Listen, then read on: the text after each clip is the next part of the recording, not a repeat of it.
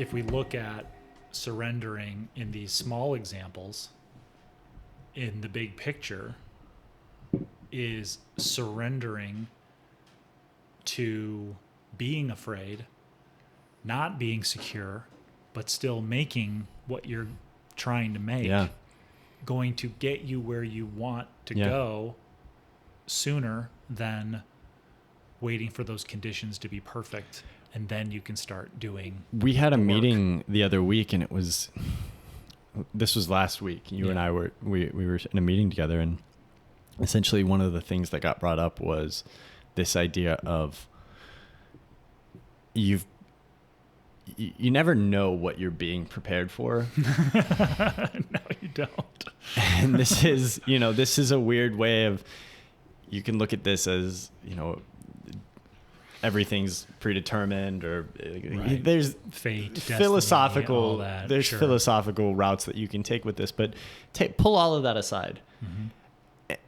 I think you have two ways. There's a gray area, but there's usually two ways that you can view any situation that comes up, and it's in a positive light or in a negative light. Optimism, pessimism, half empty, half full.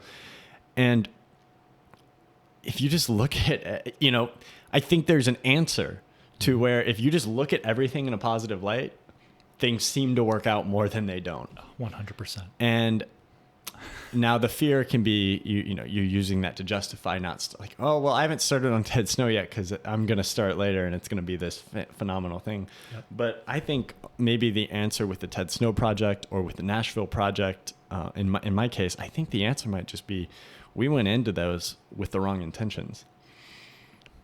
And then when they didn't play out, or when, whether it's just, maybe it's like for the Nashville thing, that's just kind of up to me to take that responsibility of, I didn't follow it through, or haven't yet. It's not gone. I can follow it through as soon as we get done with this podcast. Right. It's up to me to do that. Yeah. And the thing is, every day that goes by is another day that I choose not to do that or to do that. And the same goes for Ted Snow. But we went into it with this expectation, and then it's selfish of us to get upset when that expectation is not is not necessarily doesn't remain, when we're 12, 18 months down the road. I've even got to the point where I have these fantasies that we're going to sit down and rewatch all the interviews and the footage and all that. And it's going to dawn on us. This is the story. We got it. We've got it. Yeah. And that's what it was meant to be. So do we, do for all of the people sitting on projects just like this? Because I would imagine that there's some people listening that, and then there's also some people listening that are like, you guys are idiots. You guys shouldn't even be having this conversation. Just do the thing. Stop podcasting and talking about it. Yeah, stop talking about it and just do it. That's what happens when you're podcasters. Sponsored by Nike. This podcast is brought to you by. But that is the source of the root of those ads, right? It's shut the fuck up. But what do Stop you? Being I hate that we're like corporatizing this. No, but what do you do? Do we? Yeah. So if we get to the acceptance point of, Ted Snow was started with the wrong intentions, is it worth then trying to dive back in? I think so. You think so?